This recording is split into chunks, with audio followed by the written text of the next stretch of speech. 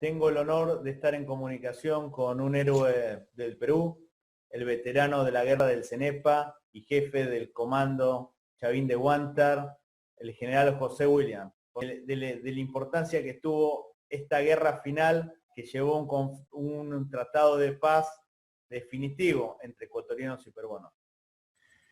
Sí, ciertamente, Juan, esta es la última guerra latinoamericana, ¿no? Y que con la gracia de Dios terminó estableciendo una paz que ya se había dado con el protocolo de Río de Janeiro de enero del 42.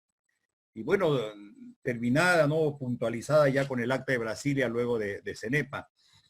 Yo quiero también precisar ahí de que es la última, pero también, Juan, es, con toda certeza, son entre Ecuador y Perú han habido crisis, fricciones, conflictos y guerras que datan de más de 150 años. Fíjate, los problemas los comenzamos nosotros desde cuando éramos el virreinato de Nueva Granada y el virreinato de Perú. Nueva Granada, por supuesto, un virreinato que había sido desprendido del virreinato de Perú, grande, comprendía pues a Panamá, Venezuela, Colombia y Ecuador, ¿no?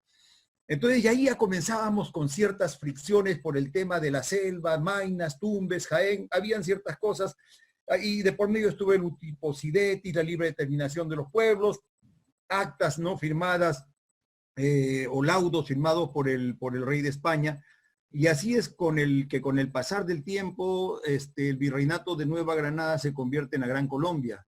Y continuamos con los mismos problemas. Ya en ese momento, la Gran Colombia, respaldando a la provincia o al distrito de Ecuador, ¿no?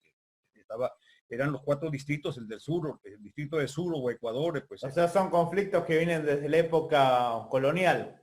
Por supuesto, vienen de la época colonial. Y luego que se desactiva la Gran Colombia por decisión de sus mismos integrantes, es que comenzamos nosotros con los problemas con el Ecuador mismo. Y ahí hemos tenido problemas en Guayaquil, en Quito, invasiones de un lado y otro lado. Yo creo que podemos clasificar los conflictos y las guerras en 3 momentos importantes. El primero de ellos es aquella guerra que tuvimos entre 1858 y 1860.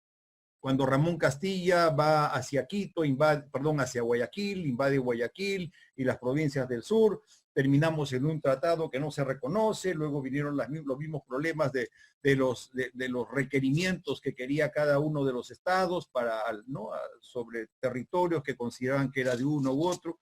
No, nos favorecían los laudos del rey y una serie de documentos más, además de cuestiones muy importantes como la libre determinación de los pueblos y el Utiposidetis.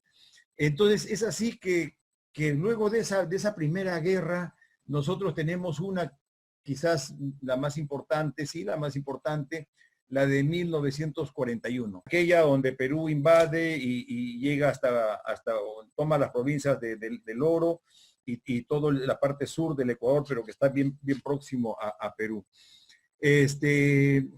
Termina esto con el protocolo de Río de Janeiro, que se firma a fines de enero del 42, sí, del 42. Donde está de garante Argentina, Chile, Estados Unidos y Brasil. Exactamente. Ellos eran los países garantes que luego también tienen un papel importante en el tema del Cenepa. Pero en este tratado, este protocolo de Río de Janeiro deja espacios vacíos, ¿no? Dentro de ellos 78 kilómetros que faltaban delimitarse en la cordillera del Cóndor, justamente donde hubieron los conflictos de Paquicha del Cóndor y del Cenepa, ¿no? Que se dieron entre 1981, el de la cordillera del Cóndor, y luego el del Cenepa, el 95. Los ecuatorianos sostienen que no estaba delimitado lo que era el río Cenepa en entonces, que se hablaba del río Zamora y río Santiago. Claro, el Zamora y Santiago viene a ser el mismo río. Zamora en Ecuador, pero cuando cruza la cordillera se convierte en Santiago. Ciertamente lo que sucede es que para esa época, Juan, no teníamos los instrumentos que existen en la actualidad, los GPS y diferentes mecanismos electrónicos, no satelitales, que permitirían definir claramente la frontera. Pero lo cierto es que el protocolo de Río de Janeiro nos especifica claramente la frontera y dice que la frontera pasa por las altas cumbres de la cordillera del Cóndor y que va de este hacia oeste. Solamente que, y aquí está el problema que va con lo que tú acabas de preguntar, que es muy, muy importante, es que faltaban delimitarse 78 kilómetros de esa cordillera del Cóndor, lugar sumamente difícil de acceder. Entonces, ese era el problema. Incluso en el 95 la guerra toma el nombre del río. La guerra del Cenepa es por el río Cenepa. Por el río Cenepa, claro. Este río. Exacto, es que es el río Cenepa y todo lo que es Paquish y el Cóndor están casualmente dentro de esos 78 kilómetros.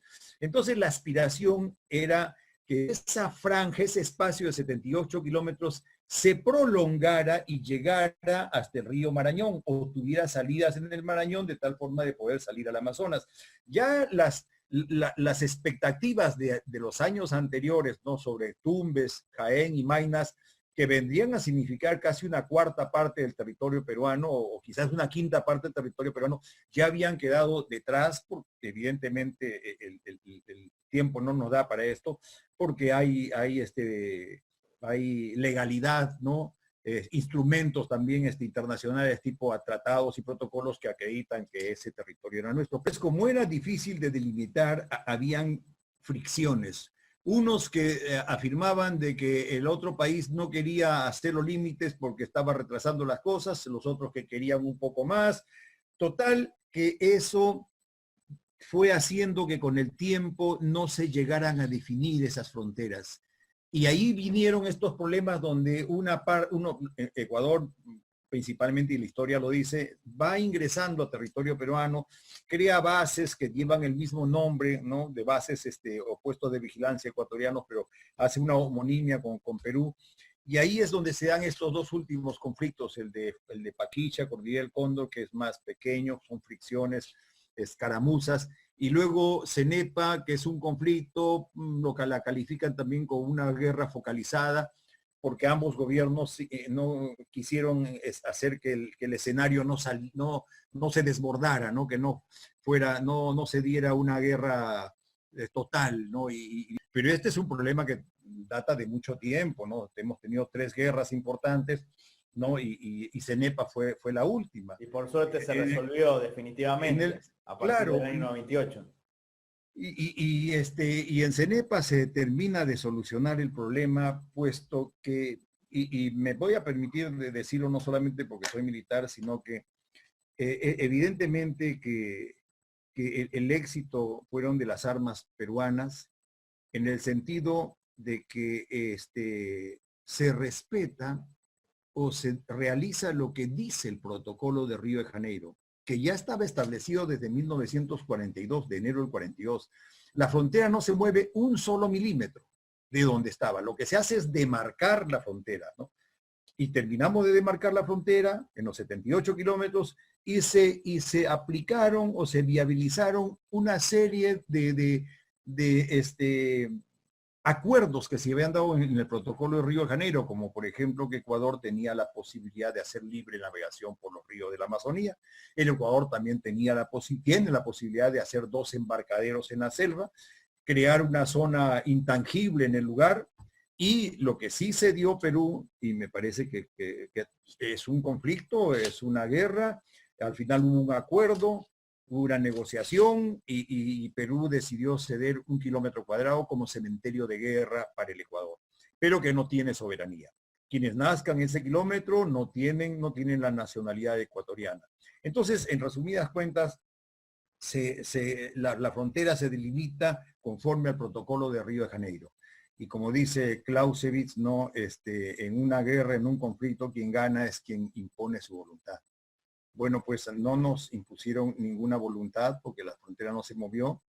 Se respetó el protocolo, nosotros tampoco no avanzamos absolutamente nada, no correspondía hacerlo, solamente nos defendimos. Lo dije antes, el éxito de las armas peruanas hizo que la frontera no se moviera un solo milímetro de donde estábamos. Y así es como hemos terminado y hemos cerrado un capítulo tan importante y sobre todo de tantos años, con el Ecuador, y ahora tenemos de las mejores relaciones con un pueblo que es muy parecido al nuestro. Somos muy parecidos los ecuatorianos. La guerra del Cenepa, lamentablemente hubieron pérdidas humanas, muchas personas que quedaron inválidas, ¿no? Perdieron las piernas, los brazos, las minas, las armas, los bombardeos, la guerra aérea, guerra de helicópteros, antiaéreas, combates en el interior. Yo tuve la oportunidad de estar allá con las fuerzas especiales. Comandos peruanos ingresaron hacia el interior de las líneas ecuatorianas. Pudimos recuperar o tomar, ¿no?, morteros, ametralladoras, armamento que lo tenemos en nuestros museos.